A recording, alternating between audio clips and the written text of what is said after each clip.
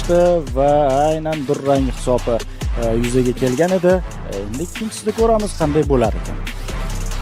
Xuddi shunday grand final bosqichi do'stlar 2022 Team Revolution'ga qarshi va aynan turnirdan oldin azizga bir necha o'yinchilar ko'plab va'dalar bergan edi va aynan mana shu va'dalar aynan mana shu grand finalda aniq bo'ladi va bilib olamiz o'sha va'dalarga javoblar olib olamiz. Bizda esa birinchi nok va kill point Revolution jamoasi o'yinchilari amalga oshirishmoqda, lekin ularda ham nok borligini ko'rmoqdamiz. Finni qutqarib olishda Aslam sekin-astalik bilan dimlar uloqtirishni boshlaganligini ko'rib turibmiz. Yakuza nok holatga uchatilganligini ko'rmoqdamiz. Aslam yana bir dimlar xayashkalar qolmagan va 3-2 vaziyat. Yo, 3-3 vaziyat ekan bo'ldi. Ha, ya'ni Team Revolution jamoasida ham Yakuza yo'qotildi.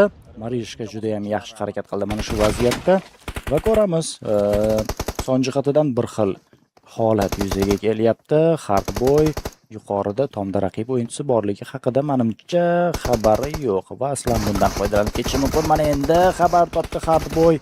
Ikki o'yinchilar ham bir-birlariga bir xil damage berishdi va aslan nok holatida bu ishni esa Krevetka amalga oshirdi va endi son jihatidan ustunlik o'z-o'zidan Team Revolution o'yinchilariga o'tib ketadi. Aslanni esa ko'tarib olishni hozircha imkoniyati yo'q. Findan ajoyib granata va Krevetka mana shu granatani bosib olyapti.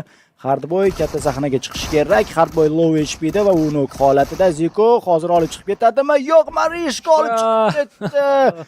Barcha o'yinchilarning ortida harakat qilayotgan qizaloq bu va u Yakuzani ham yo'q qilib yuborgan edi va mana bu raundni ham jamoasiga sovg'a qilyapti. Ajoyib.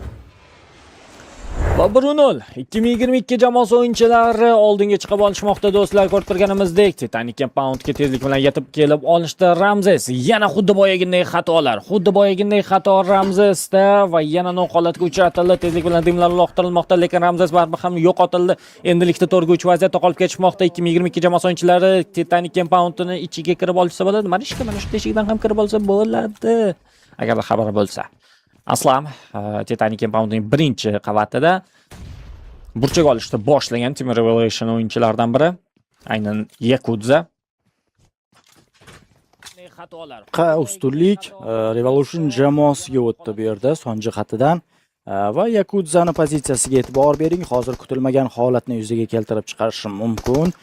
Marishka aynan o'sha qanot bilan shug'ullanyapti. Hattoki Yakuzani yo'llarini multif orqali yopib qo'yyapti va Yakuza o'z pozitsiyasi haqida ma'lumot borligini sezdi va darhol mana shu pozitsiyani boshqa pozitsiyaga o'zgartirishni boshlab yubordi.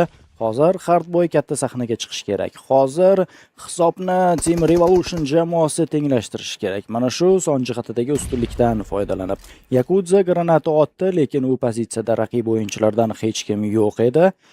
Ko'ramiz, juda ham qiziq holat, juda ham qiziq vaziyat yuzaga kelyapti. Bu grand final, bu yerda endi barchasi jiddiyroq bo'ladi. Aslam jamoadoshlari bilan birgalikda kutishmoqda. 4-3 vaziyat to'g'ri qiyinroq bo'ladi hozir 2022 jamoasi o'yinchilariga, lekin Aslam aynan mana shu pozitsiyani berib qo'yish kerak emas. UMP'da kutib oladi. Fin yonmoqda. Hozir uni holatga uchatib qo'yishlari mumkin. Bir necha spreylar ham uloqtirildi u tomonlama, lekin yo'q. Fin Compound ortiga qochib qola oldi. Yana ikkinchi qavatga ko'tarilib olmoqchi. Marishka esa o'z pozitsiyasini hali ham saqlab turibdi. Aynan shu chap tomondan keladigan raqibini kutib olmoqchi. Yakuza boya o'sha yerda edi, lekin qaytib olgan Team Revolution jamoasi o'yinchilari pozitsiyalarda bir-birlariga juda ham yaqin ushlab olishgan. Xuddiki mencha o'ylashmoqda 2022 jamoasi o'yinchilarida xayashkalar qolmagan deb, lekin Finda xayashka borligini ko'rmoqdamiz. Birinchi qavat tomonlama uloqtiriladimikan? Xayashka qizdirishni boshlangan va mana bu xayashka, Finning xayashkasi hozir noqolatga uchatib qo'yishi mumkin edi, lekin yo'q, u ishda amalga oshira olmadi.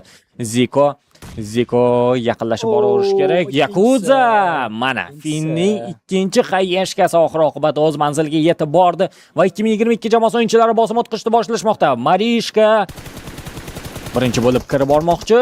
Zikoning spreylari hech qaysi zarbasi tegmadi. Hardboy Aslamni noqolatga uchatib qo'ymoqda. Marishka birinchi nok, ikkinchi nokni amalga oshirganligini ko'rib turibmiz va Davom ettirish kerak. Davom ettirish kerak. Zikoni ham quvishda davom ettirish kerak. Marishka. Yo'q, ikkita nuqta amalga oshira olgan, lekin Finda hali shans bor. 2 ga 1 vaziyat. Fin ikkinchi qavatda turgan holda Zikoni ham noqolatga uchratib qo'ydi. Yakuza sog'lom holatda qolib ketmoqda. Fin bilan 1 ga 1 vaziyatda. Ko'ramiz. Yakuza o'z jamoasini olib chiqib keta oladimi ekan, lekin Fin Nega?